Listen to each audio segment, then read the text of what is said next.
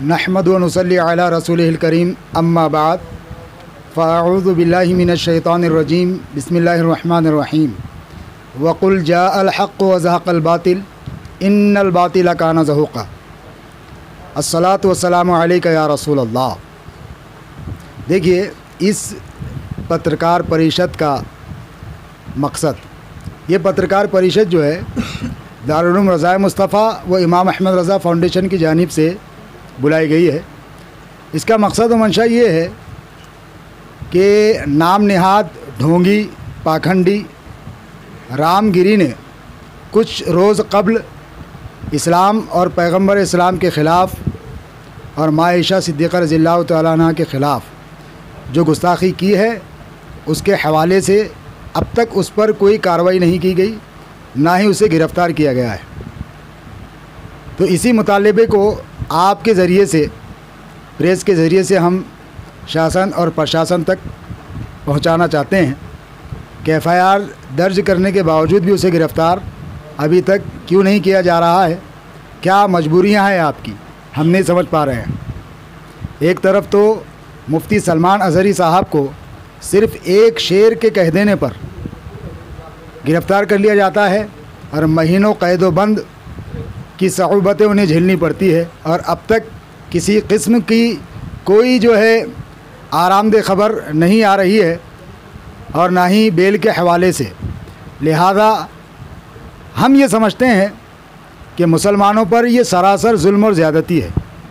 एक तरफ तो एक तबका, एक मज़हब के मानने वालों के बड़े बुज़ुर्ग दूसरे मज़हब पर पप्तियाँ कसते हैं, मज़हब के ख़िलाफ़ बोलते हैं, उनको इक़्तिदार आला गवर्नमेंट मरकज़ी हुकूमत सिक्योरिटी फ़राहम करती है, और दूसरी तरफ कुछ न कहने पर भी जेलों में डाल दिया जाता है। हम तो ये समझते हैं कि मुसलमानों पर सरासर जुल्म है और यही हमारे साथ हो रहा है। इसलिए हम प्रेस के ज़रिए से गवर्नमेंट तक, शासन प्रशासन तक ये अपना मुतालबा पहुंचाना चाहते हैं कि इस पाखंडी को जल्द से जल्द गिरफ़्तार किया जाए, वरना मुल्क के अमन व अमान को, महाराष्ट्र के अमन व अमान को ख़तरा है। देखा जाता है कि मुख्यमंत्री साहब ने कहा कि बाबा को हाथ नहीं लगाने दिए, उनके बाल को धक्का नहीं लगाने दिए।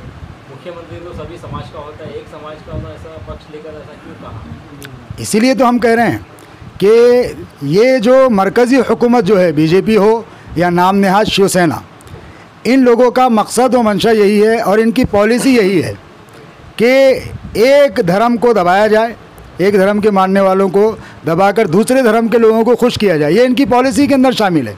आपने देखा होगा, जब से ये इक़्तिदार पर आई हैं ये हुकूमतें 2014 से लेकर अब तक, आप देख रहे होंगे और पूरा हिंदुस्तान, क्या पूरी दुनिया देख रही है कि मुसलमानों को किस तरीके से दबाया जा रहा है। तो जाहिर सी बात है, ये उन्हीं के जो है लोग हैं, ये चाहे वो मिंदे हों या जो भी हों।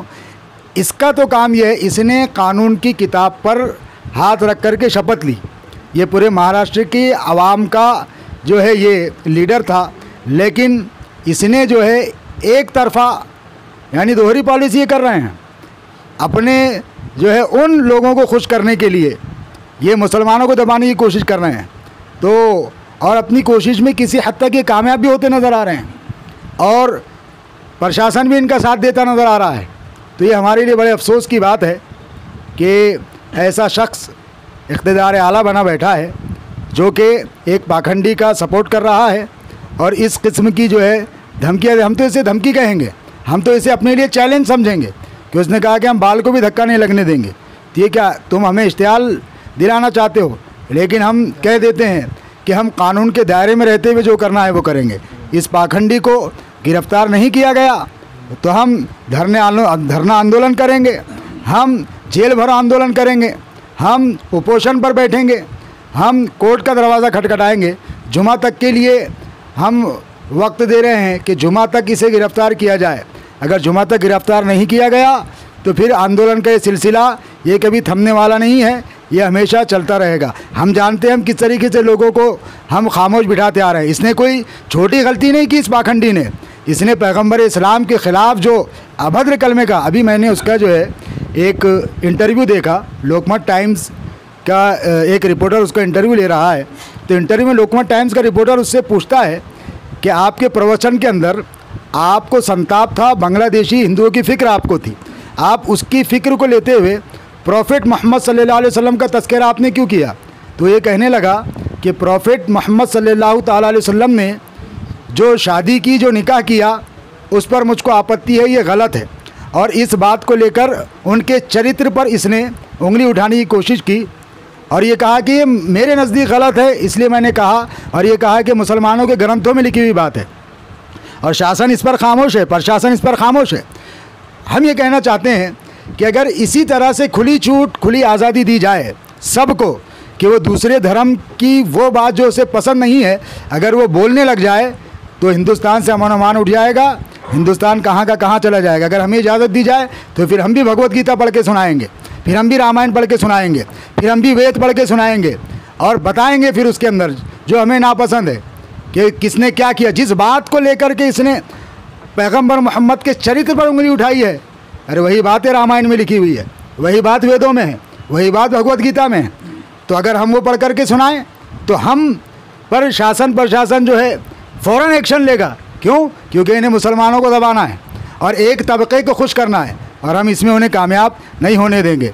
हम अपने उन गैर मुस्लिम दोस्तों से भी अपील करेंगे और मुसलमानों से भी अपील करेंगे कि ये चाहे जितनी कोशिश कर लें, तुम अमन व अमान को ना उठाओ और ऐसे लोगों के बहकाव में ना आओ। और मैं अपने उन गैर मुस्लिम दोस्तों से कहना चाहूँगा कि ऐसे पाखंडी संतों की बातों में ना आते हुए अपने मज़हब, अपने धर्म को पढ़ो तो तुम्हें पता चलेगा ये पाखंडी संत जो तुम्हें तालीम दे रहे हैं ये तुम्हारे मज़हब की तालीम नहीं है। वेद हमने पढ़ी है, भगवत गीता हमने पढ़ी है, रामायण हमने पढ़ी है।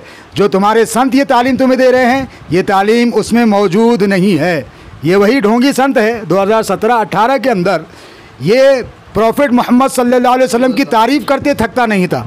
इसके एक एक घंटे के बयानात हैं जो उसने प्रॉफिट मोहम्मद सल्लल्लाहु अलैहि वसल्लम की शान में किए हैं। लेकिन आज हम देख रहे हैं कि कुछ सालों के बाद उसका ये बयान आता है तो इशारा कहीं और से मिल रहा है, मरकज़ी हुकूमत के इशारे पर ये सब हो रहा है।